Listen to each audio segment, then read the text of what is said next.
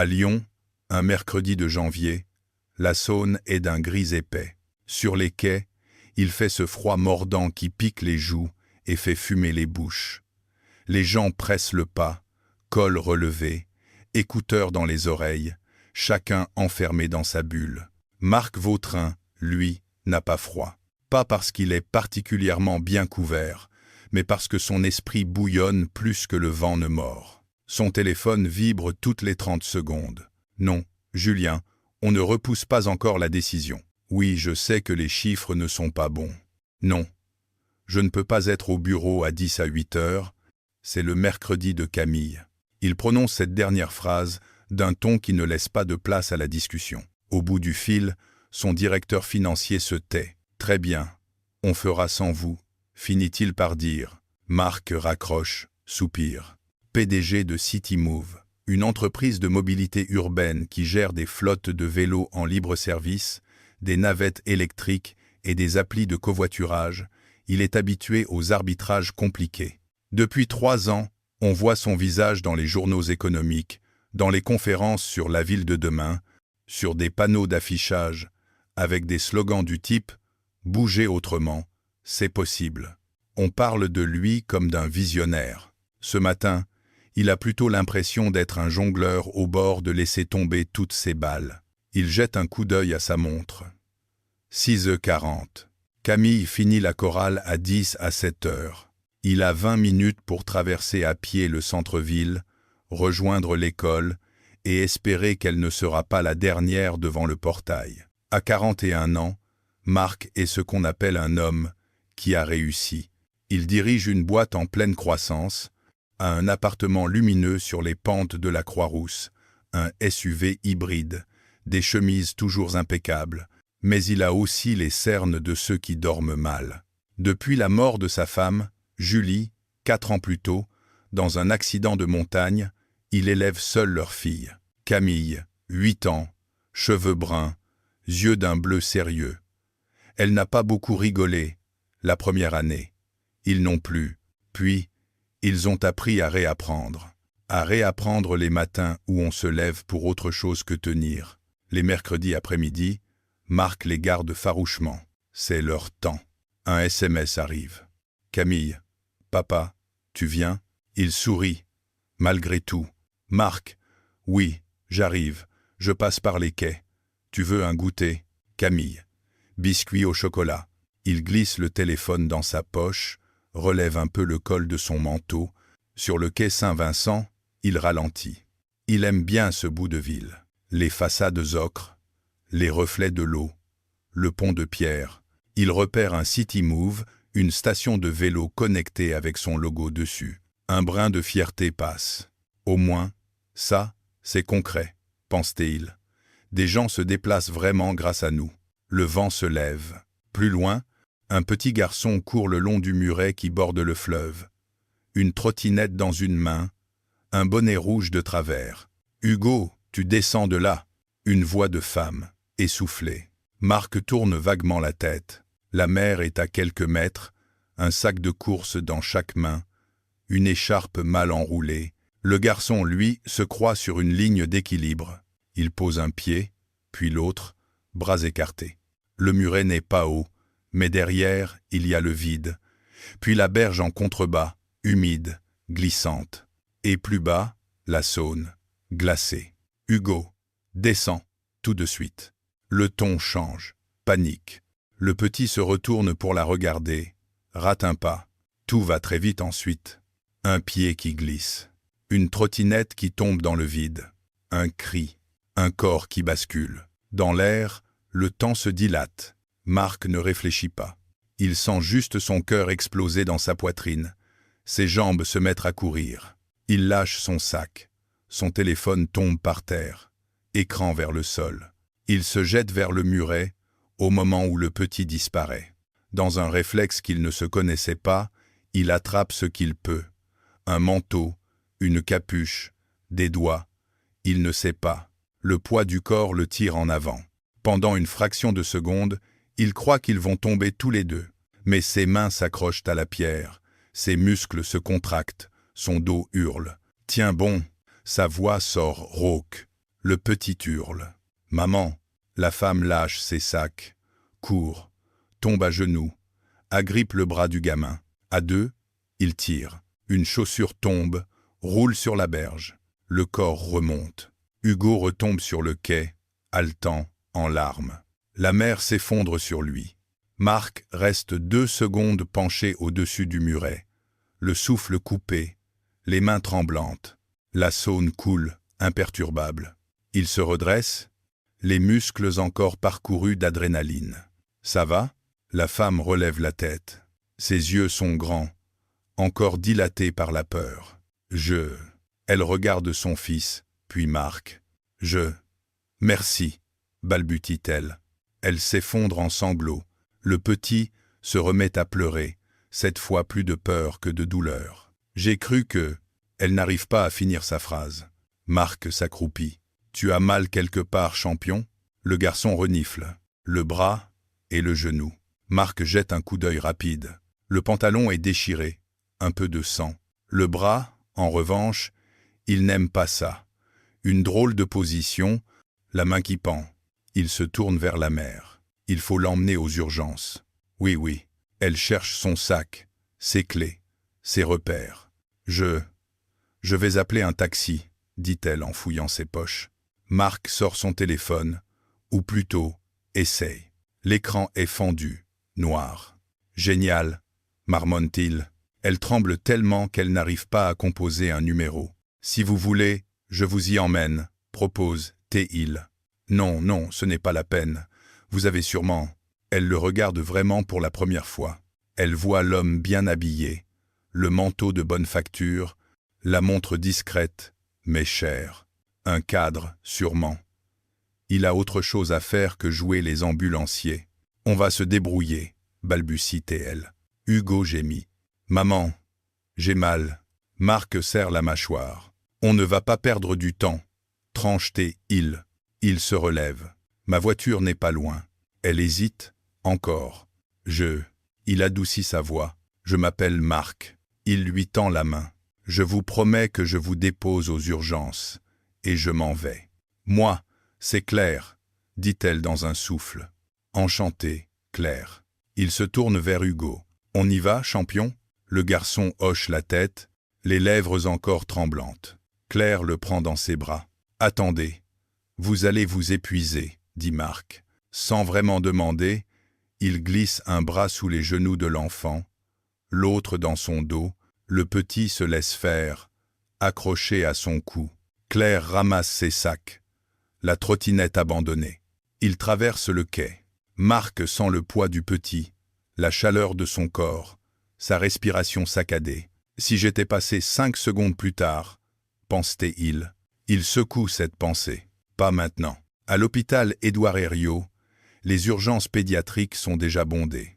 Claire remplit les papiers d'une main tremblante. Marc reste debout, un peu à l'écart, les yeux sur Hugo qui attend sur une chaise, le bras en écharpe provisoire, le visage encore humide de larmes. « Vous pouvez y aller, vous savez, » dit-elle en revenant s'asseoir. « Je sais, vous avez sûrement... » « Je devais juste récupérer ma fille à la chorale, » répond-il. Il regarde l'heure. Presque 10 à 8 heures. Une angoisse différente le traverse. « Vous voulez appeler quelqu'un pour elle ?» propose Claire, en voyant son regard. « Oui. » Il prend son téléphone, qui refuse obstinément de s'allumer. « Bon. » Il relève la tête. « Est-ce que je peux vous emprunter le vôtre ?» À l'école primaire du quartier, Camille regarde la cour qui se vide. Tous les enfants sont partis, ou presque. Elle serre son sac violemment. La directrice s'approche. « Tes parents ne sont toujours pas là, Camille. Papa avait dit qu'il venait. » Répond la petite, la voix tendue. « On va appeler.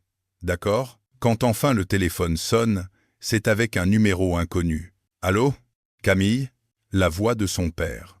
Elle se détend un peu. « Tu es où ? » « Je suis à l'hôpital. » Un silence. « T'es malade ? » « Non, rassure-toi. » Il jette un coup d'œil à Claire et Hugo. « Je suis avec un petit garçon qui a eu un accident. Tu peux pas venir ?» Le cœur de Marc se serre. « Je suis désolé, mon ange. Je vais demander à mamie de venir te chercher. Tu pourras dormir chez elle ce soir, d'accord ? Tu me promets que tu viens demain ?» La même phrase que tous les enfants, avec la même peur derrière. Je te promets. Claire détourne les yeux. Elle ne devrait pas entendre ça. Mais la phrase s'incruste. Il raccroche, rend le téléphone. Merci. Un silence s'installe. Les bruits de l'hôpital remplissent le vide. Un chariot qui passe, un bébé qui pleure, un talkie-walkie qui grésille. Vous n'êtes pas obligé de rester, répète Claire. Si, répond-il simplement. Pourquoi? Il réfléchit une seconde. Parce que je n'arriverai pas à rentrer chez moi et faire comme si je ne vous avais pas vu, je crois. Elle baisse la tête. Ses mains jouent avec une lanière de son sac. Il lève toujours la tête pour regarder les bateaux, murmure-t-elle. Pardon, Hugo. Il lève toujours la tête. Elle avale difficilement. Moi, je regardais si j'avais mes clés, et elle ferme les yeux. Une seconde, j'ai regardé ailleurs, une seule. La culpabilité dégouline de chaque mot. Marc reconnaît cette voix-là. Il l'a entendue en lui pendant des mois après l'accident de Julie. Si j'avais dit non à cette rando, si j'avais insisté pour qu'on reste à l'hôtel, si... Ce n'est pas de votre faute, dit-il. Bien sûr que si. Elle rit sans joie. Je suis sa mère. C'est mon boulot de le protéger. Et vous l'avez fait toute la journée, rappelle-t-il. Il la regarde. C'est quand on est épuisé qu'on cligne des yeux. Elle lève les siens vers lui. Vous avez des enfants? Une fille. Il respire. Je sais ce que c'est que de se dire qu'on aurait dû mieux faire. Il ne détaille pas encore. Un infirmier vient chercher Hugo. On va faire une radio, mon grand. Le garçon grimace, mais se laisse emmener. Claire se lève aussi. Je peux venir? Bien sûr. Elle se tourne vers Marc. Encore merci, dit-elle. Je vous attends là, répond-il. Ce n'est pas la peine. Je vous attends. Son ton est calme, sans insistance. Elle hoche la tête, disparaît. Marc s'affale sur la chaise et pour la première fois depuis longtemps, laisse son esprit se vider. Il ne pense ni au comité, ni au lever de fonds, seulement à une capuche qu'il a attrapée à temps, et à ces 3 mots qui auraient pu ne jamais être prononcés. « Maman, j'ai mal », parce qu'il aurait pu ne plus y avoir de « maman » à qui les dire. Il est presque 20 heures quand Claire revient, Hugo endormi contre elle, un gros bandage au bras. Fracture du radius, annonce-t-elle. Rien de déplacé. Il doit garder le plâtre 3 semaines. La fatigue se lit dans tous les traits de son visage. Il vaut mieux qu'il ne dorme pas tout de suite, dit Marc. Je sais, murmure-t-elle. Elle s'assoit à côté de lui, Hugo toujours contre elle. Vous habitez où? demande-t-il. À Villeurbanne, vers Gratte-Ciel. Vous êtes venu en bus? Oui, je vous raccompagne. Elle secoue la tête. Vous avez déjà fait beaucoup. C'est sur ma route, ment-il un peu. En réalité, ce n'est pas tout à fait vrai. Mais il s'en moque. Je vous propose un deal, ajoute-t-il. Un deal? Vous arrêtez de me dire « ce n'est pas la peine » et moi j'arrête de me sentir inutile. Elle reste un moment silencieuse, puis souffle. D'accord. Dans le parking de l'hôpital, la voiture de Marc brille un peu trop sous les néons. Claire hésite avant de s'asseoir à l'avant. Elle pose Hugo à l'arrière, l'attache avec 1000 précautions. Il va s'en sortir, dit Marc en démarrant. Je sais, répond-elle. C'est l'essentiel. Je sais. Elle regarde la ville défiler derrière la vitre. Mais il y a 5 heures, je l'ai vu disparaître, ajoute-t-elle. Sa voix se brise. Et ça, je ne sais pas si je vais m'en remettre. Il ne dit rien. Il sait que, pour l'instant, il n'y a rien à répondre. Rue Anatole France, à Villeurbanne, ils descendent. L'immeuble n'a rien de remarquable. Un bâtiment de 6 étages, un hall qui sent légèrement l'humidité et la javel, des boîtes aux lettres cabossées. Vous êtes sûr de ne pas vouloir que je vous donne quelque chose? Demande Claire maladroitement. Non, de l'argent. Je veux dire pour... Marc a un petit rire incrédule. Vous plaisantez? Je ne veux pas. Elle cherche, vous devoir quelque chose. Ce n'est pas qu'une phrase de politesse. C'est une peur. Celle de devenir redevable, vulnérable, en position de faiblesse. Vous ne me devez rien, répond-il. Il regarde Hugo, qui commence à battre des paupières. Je passais par là. Heureusement, murmure-t-elle. Un silence. Merci, répète-t-elle. Cette fois, le mot est moins mécanique, plus chargé. Comment je peux? Elle se mord la lèvre. Comment je peux vivre en me disant qu'il n'existerait peu, être plus si vous n'aviez pas été là? Il soutient son regard. En vivant, justement, dit-il doucement. Pardon? Je ne veux pas devenir une sorte de héros éternel qui flotte au-dessus de vos têtes. Il a un sourire un peu triste. Je l'ai retenu parce que j'étais là, parce que j'ai eu de la chance et de bons réflexes. Un silence. Le reste, c'est votre histoire à vous. Elle baisse les yeux. Vous parlez comme si vous en saviez quelque chose, dit-elle. Peut être, répond-il simplement. Il n'entre pas dans les détails. Pas ce soir. Vous avez mon numéro? Elle secoue la tête. Non. Il sort une petite carte. L'hésitation lui traverse le regard. Est-ce que ça fait prétentieux? Sur le carton, le logo de Citymove, son nom, Marc Vautrin, président-directeur général. Il racle sa gorge. C'est pour que vous puissiez me dire demain comment va Hugo, rien de plus.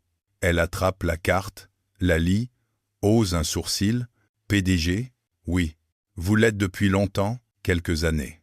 Elle a un petit rire nerveux. Évidemment, évidemment, évidemment que le type qui passe au bon moment, qui sauve mon fils et qui me raccompagne en voiture, habite un autre monde que le mien. Il reste un instant interdit. Je ne vois pas les choses comme ça, dit-il. Moi? Si, répond-elle sans agressivité.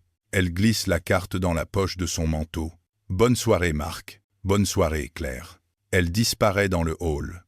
Marc remonte dans sa voiture, le cœur étrangement serré. Il ne connaît presque rien de cette femme. Juste un prénom, un quartier. La façon qu'elle a de serrer son fils contre elle, comme s'il était à la fois toute sa force et toute sa fragilité.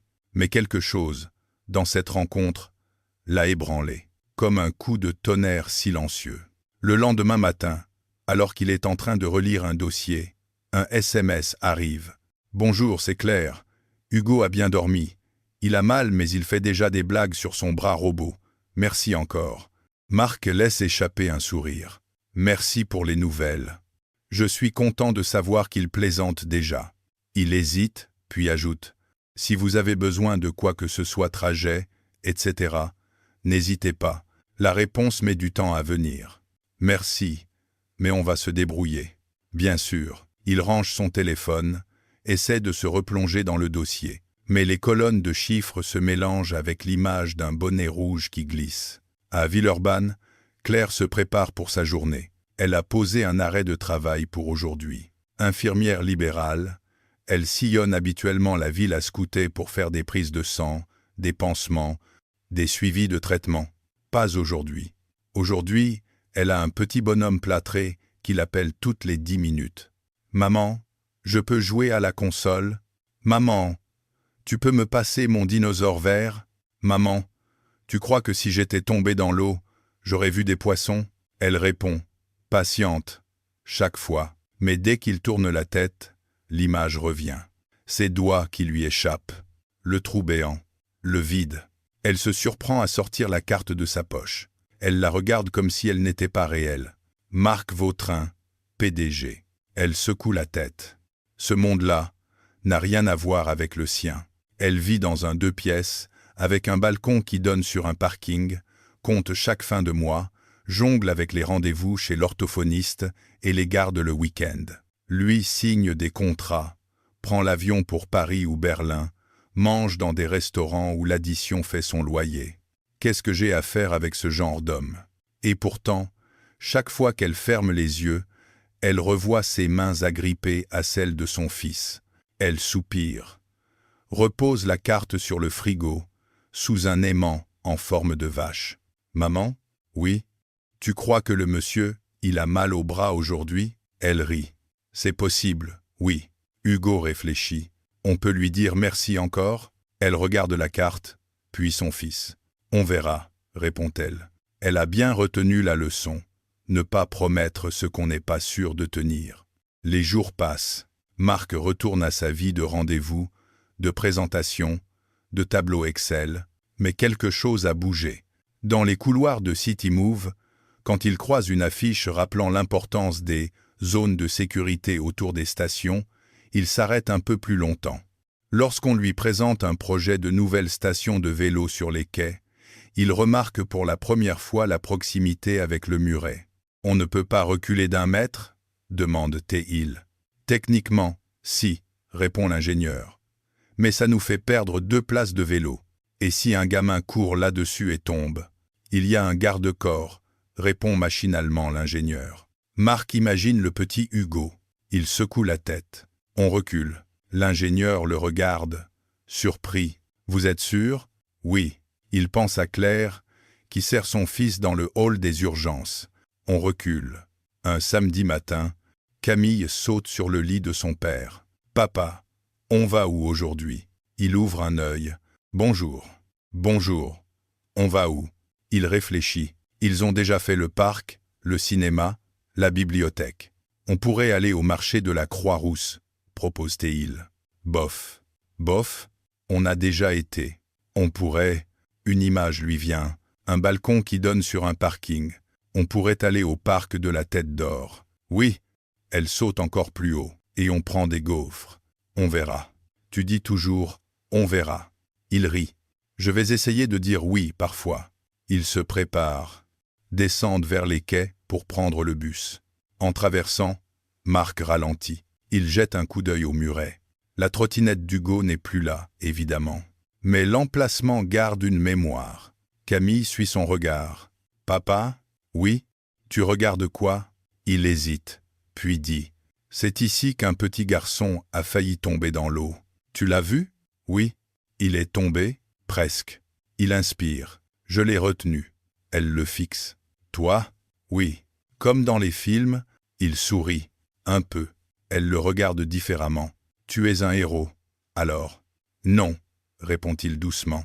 Il secoue la tête. « J'étais juste là. » Elle lève le nez. « Si je tombe, tu me rattrapes ?» Il se baisse, pose une main sur son épaule. « Je ferai tout pour. » Elle hoche la tête, satisfaite. « Ok. » Au parc, il croise des familles, des couples, des joggeurs. Sur une aire de jeu, Camille grimpe, glisse, rit. Marc la regarde, assis sur un banc. À quelques mètres, une voix l'interpelle. « Marc !» Il se tourne. Claire est là, un gobelet de café à la main, Hugo à côté d'elle, bras toujours plâtrés, bonnet rouge vissé sur la tête. Pendant une seconde, il croit rêver. « Bonjour !» dit-il. « Bonjour !» Hugo éclate. « Regarde. Maman, c'est le monsieur qui m'a sauvé. » Des têtes se tournent. Marc rougit légèrement. « Salut, champion. Regarde. J'ai un bras bionique maintenant, se vante le garçon. Il lève son plâtre. Tu vois, je peux taper plus fort avec celui-là. Doucement, rappelle Claire. Salut, dit Camille en s'approchant. Salut, répond Hugo. Les enfants se jaugent. Tu veux jouer ? Propose Camille. Je peux pas trop grimper, j'ai un plâtre, explique Hugo. On peut inventer un jeu où tu es un chevalier blessé, suggère Camille. Qui donne des ordres ? Ajoute Hugo. Ok, mais c'est moi la chef des dragons. En 30 secondes, ils sont partis dans une histoire d'attaque de château. Claire et Marc restent debout, un peu raides au milieu des cris. « Vous allez bien ?» demande-t-il. « Ça dépend des moments, » répond-elle honnêtement. Elle boit une gorgée de café. Il fait encore des cauchemars. « C'est normal. »« Moi aussi, » murmure-t-elle. Il hoche la tête. « Ça passera. Vous parlez comme un psy. Je parle comme un type qui a déjà eu peur de perdre quelqu'un, » corrige-t-il. Elle le regarde, sans poser de questions. Il finit par dire, à mi-voix, « Ma femme est morte dans un accident de montagne, il y a 4 ans. » Elle baisse les yeux. « Je suis désolé, ce n'est pas vous. » « Je sais. » Elle hésite, puis demande, « Vous étiez là ?»« Non. » Il inspire. « J'étais en voyage pour le boulot. » Ses mains se crispent dans ses poches. C'est sa sœur qui m'a appelé. Un silence. Pendant longtemps, il cherche. Rejouer le film dans ma tête. Si j'avais été là, si j'avais dit non, si. Elle hoche la tête. C'est pour ça que vous m'avez dit que ce n'était pas ma faute ? Oui. Il la regarde. Parce que je sais que ce jeu-là, on ne le gagne jamais. » Ils se taisent un moment. Les cris des enfants emplissent le vide. « Vous voulez un café ?» propose T-il. « J'en ai déjà un, merci. » Un deuxième? Elle rit. « Vous insistez toujours comme ça? Quand je pense avoir une bonne idée, oui. » Elle le fixe un instant, puis soupire. « D'accord. » Ils vont au kiosque à l'entrée du parc. En attendant, il lui demande « Et vous, vous faites quoi? À part empêcher votre fils de tomber dans les fleuves ?» Elle sourit. « Je suis infirmière libérale. Vous travaillez beaucoup. Vous aussi, non? » « Oui. » « PDG. C'est pas 35 heures. »« Pas vraiment. »« Non. » Elle le regarde. « Vous aimez ce que vous faites ?» Il réfléchit. « J'aime l'idée qu'on puisse rendre la ville plus fluide, moins polluée. » Il marque une pause. « J'aime aussi moins les conférences où on répète la même chose en costard-cravate. »« Vous avez au moins arrêté de porter des cravates, remarque-t-elle. » Il sourit. « On appelle ça l'évolution. » Ils prennent les cafés, retournent vers l'aire de jeu. Hugo et Camille sont assis dans le sable, concentrés sur une forteresse de branches et de cailloux. « Tu crois qu'on peut faire se rencontrer les dragons et les chevaliers sans guerre ?» demande Camille. « On peut faire une grande fête ?» propose Hugo, « avec des gâteaux et des bonbons. Et des parents pas trop fatigués » ajoute Camille. Les deux adultes échangent un regard. « Ils sont ambitieux » commente Marc. « Ils ont raison » répond Claire. Les semaines suivantes, les rencontres, par hasard, se multiplient. Un mercredi, au parc. Un autre devant l'école. L'école de Camille est à quelques rues de chez Claire. Un vendredi à la boulangerie du coin. « Vous habitez ici aussi ?» s'étonne Marc. « Oui. J'ai déménagé à Villeurbanne après ma séparation. Moins cher qu'en centre-ville. » Séparation? Le père d'Hugo est parti vivre dans le sud avec sa nouvelle copine. Elle hausse les épaules. Il l'appelle parfois. Il le voit une fois tous les 3 mois.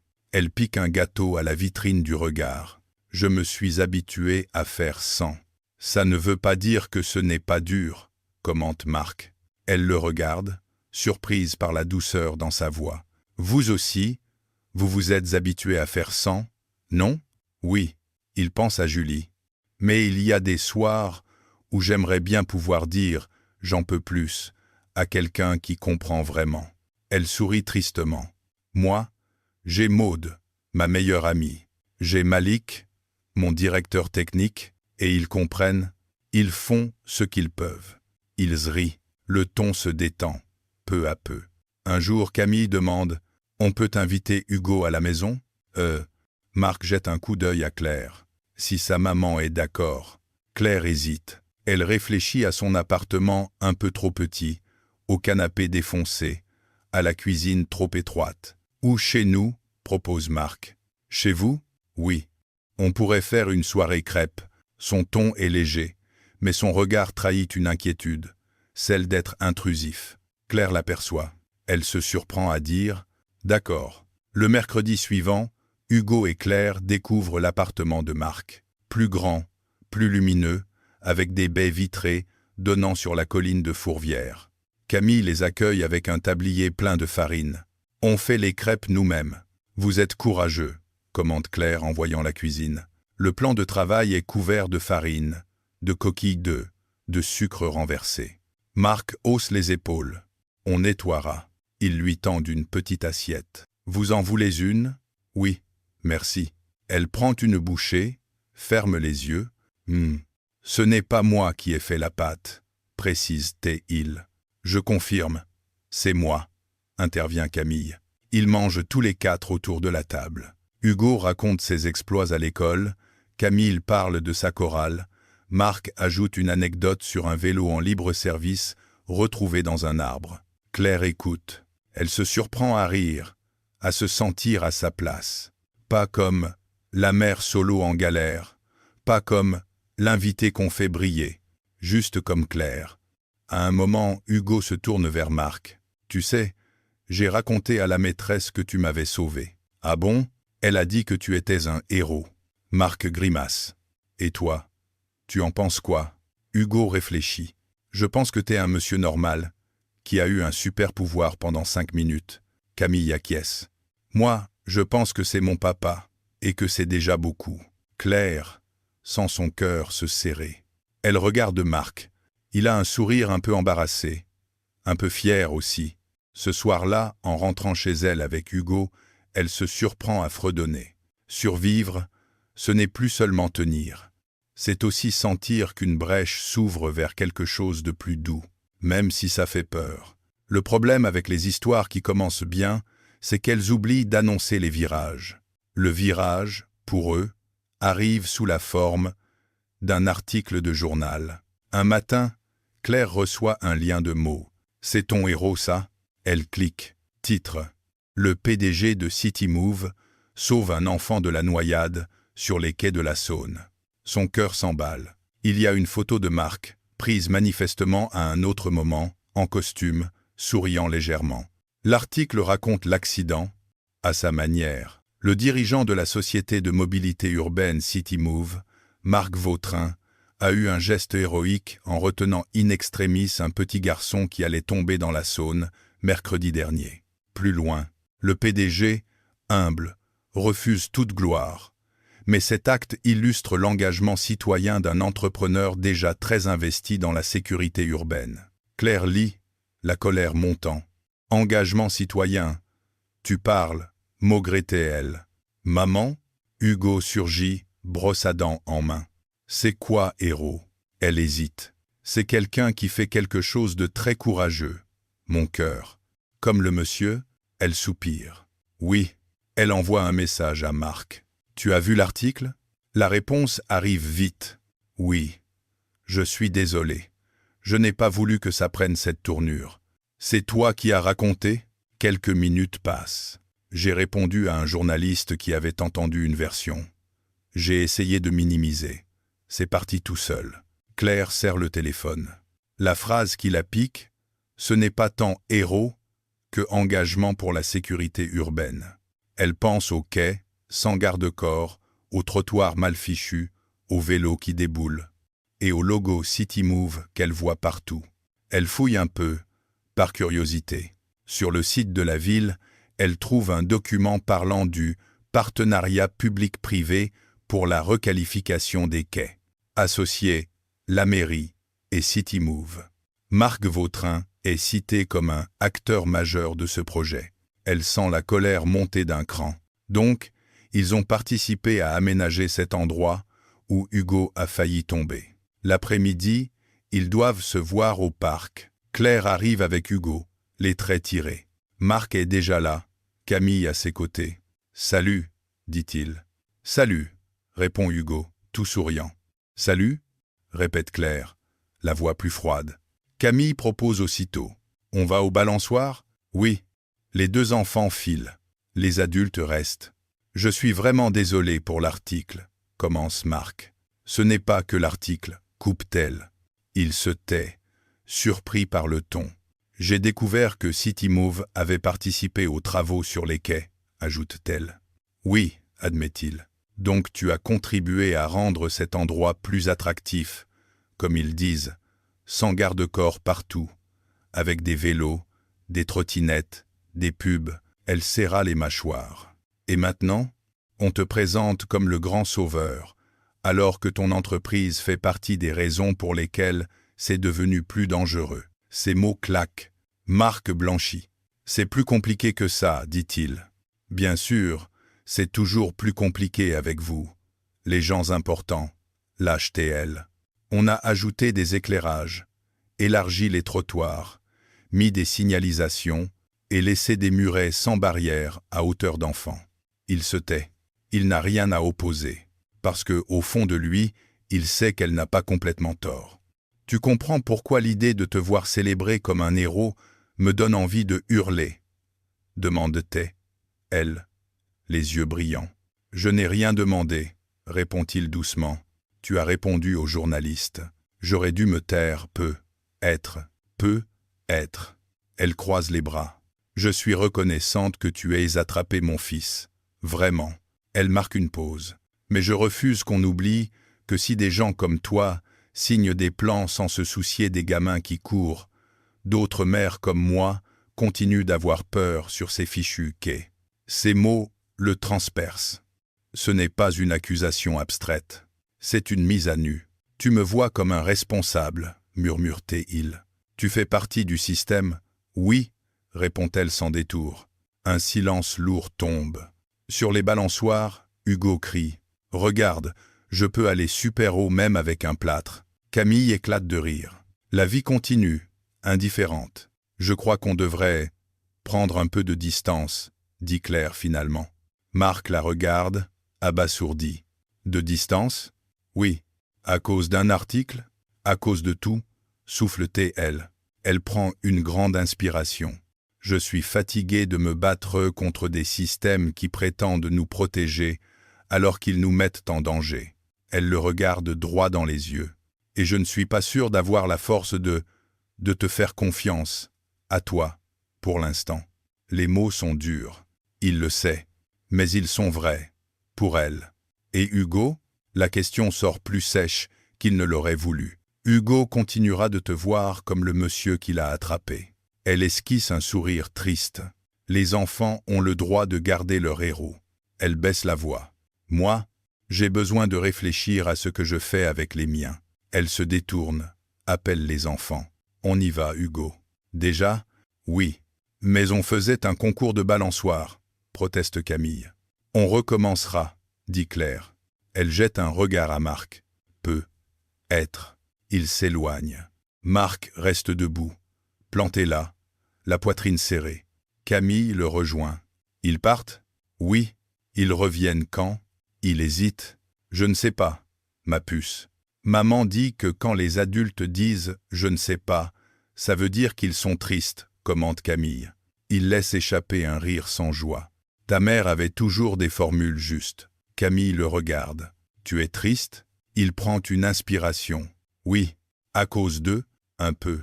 Elle réfléchit. Tu peux être triste et gentil en même temps, tu sais. Il la regarde, surpris. Je vais essayer, dit-il. Les jours suivants, Marc se jette dans le travail. C'est sa façon de fuir.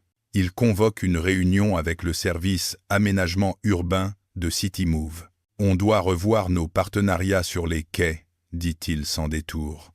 Mais, il n'y a pas de « mais ». Il montre une carte. Ici, là et là, il n'y a pas de garde-corps. On installe des barrières. On recule les bornes. On finance une partie des travaux s'il le faut. Ses collaborateurs se regardent. Ça va coûter cher, monsieur Vautrin, proteste le directeur financier. La sécurité, ça coûte cher, réplique-t-il. Et si la ville refuse, je me débrouillerai avec la mer. On ne lui a jamais vu ce mélange-là. La détermination froide du dirigeant est quelque chose de brûlant sous la surface. Il sait que ce n'est pas uniquement pour la bonne conscience. C'est aussi pour ce petit garçon et sa mère qui l'accusent, en partie, d'avoir contribué à rendre leur quotidien plus dangereux. Il ne peut pas revenir en arrière, mais il peut au moins essayer de faire mieux. Claire, de son côté, essaie de tenir sa décision. Elle évite les endroits où elle pourrait croiser Marc. Elle organise ses tournées de soins autrement. Maud la regarde, sceptique. Tu es fâché contre lui ou contre le monde entier? Un peu contre les deux, répond Claire. Et tu penses que te priver d'une relation qui te faisait du bien va améliorer les choses. Je ne veux pas me raconter d'histoire. Elle avale une gorgée de thé. Il reste un PDG, Maud, un homme qui signe des contrats sans imaginer nos vies derrière. Tu crois qu'il n'imagine pas? Elle repense à son regard, au parc, lorsque Hugo a crié son nom. Si, elle soupire. Justement, c'est pire. Tu as peur d'être naïve? J'ai peur de tomber amoureuse d'un homme qui ne vit pas dans le même monde que moi. Maud hoche la tête. C'est un risque. Elle se penche. Mais tu sais quoi? Quoi? Tomber amoureuse d'un homme du même monde que toi, ça ne t'a pas empêché de souffrir avec le père d'Hugo. Claire grimace. Merci pour le rappel. De rien. Maud prend sa main. Peut être que la question n'est pas « est-ce qu'on vient du même monde ?» mais « est-ce qu'on veut en construire un ensemble ?» Claire se tait. Les mots pèsent lourd. Le hasard, encore une fois, ne va pas tarder à se mêler de leurs affaires. Un samedi matin de mai, la ville est en ébullition autour d'un événement. Fête de la ville apaisée. Quai pour tous. Des stands, des associations, des animations pour enfants, des discours de la mairie. Claire a promis à Hugo d'y aller. Il y aura des clowns? Je ne sais pas. Des bonbons? Peut être. Des vélos? Sûrement. Ce qu'elle n'a pas dit à Hugo, c'est qu'elle sait très bien qui sera là. City Move. Donc, Marc.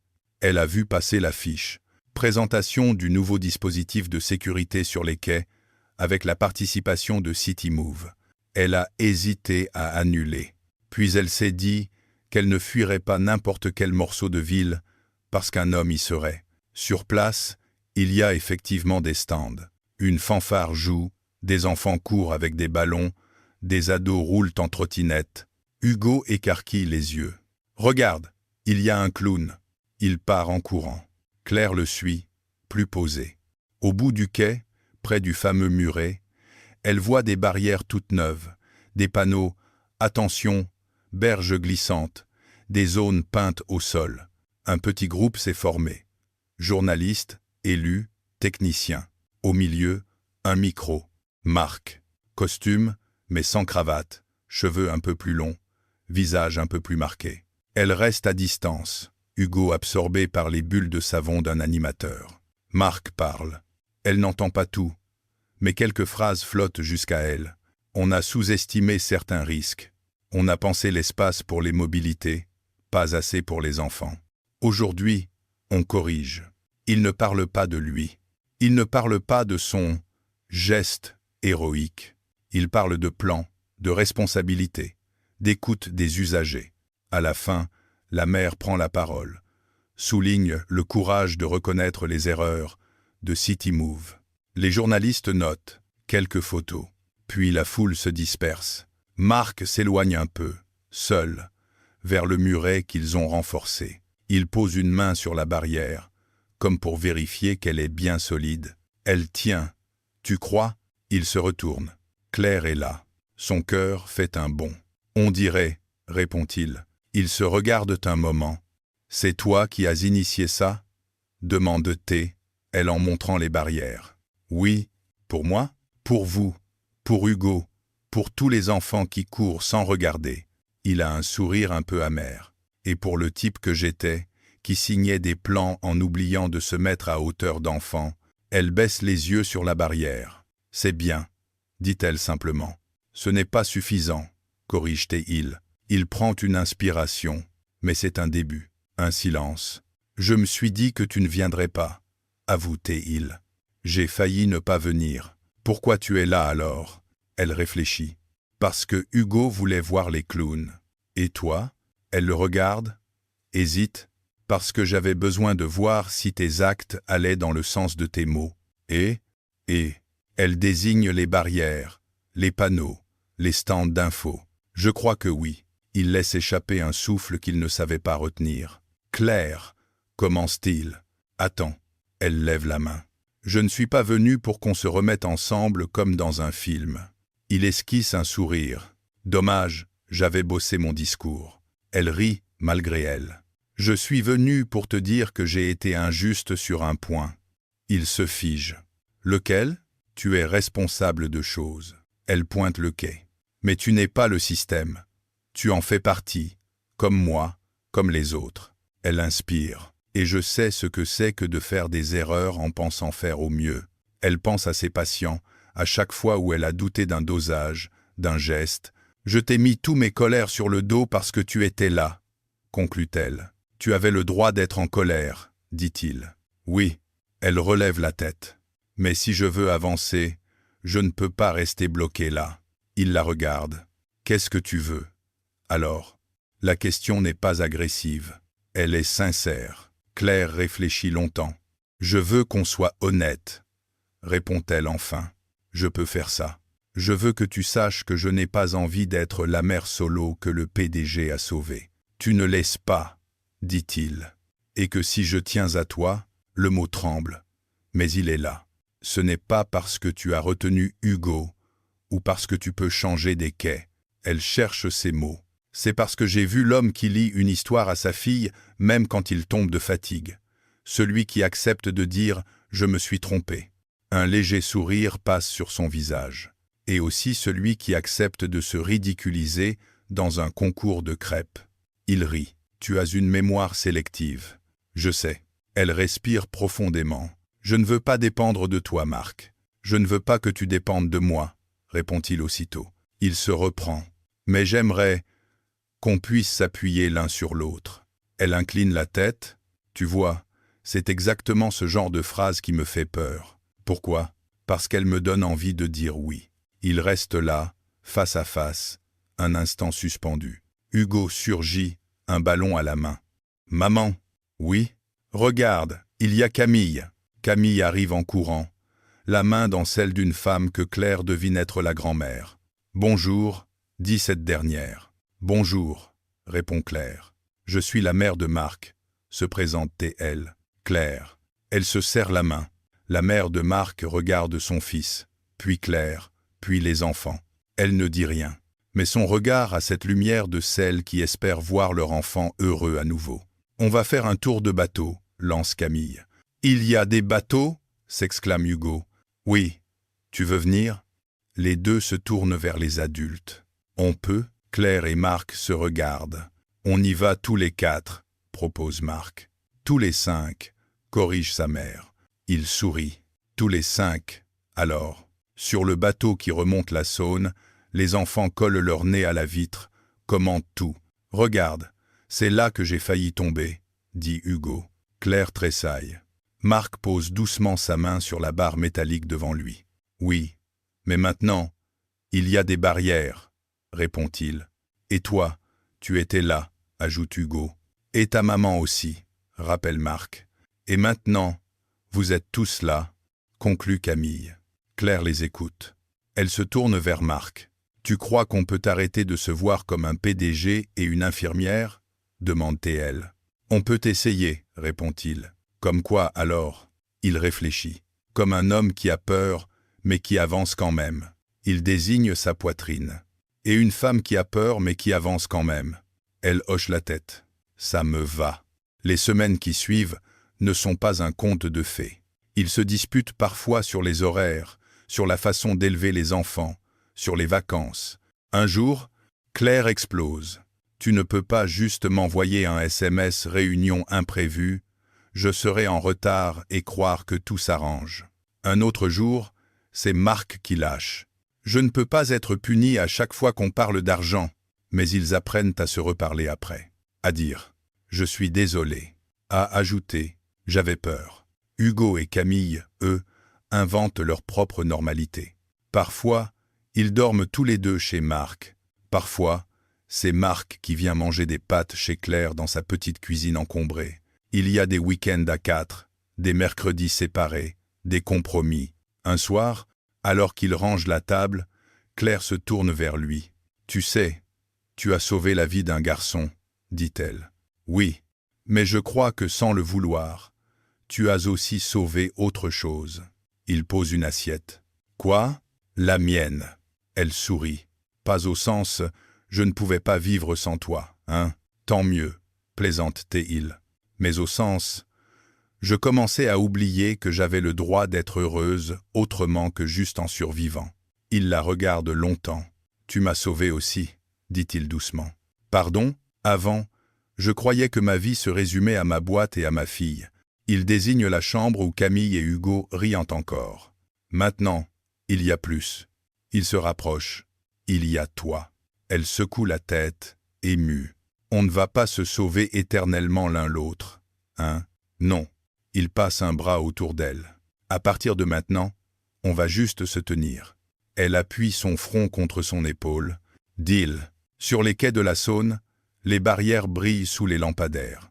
Des enfants courent, des vélos roulent, des adultes marchent, téléphone à la main. La ville ne sait rien de ce qui se joue dans un appartement de Villeurbanne ou sur les pentes de la Croix-Rousse.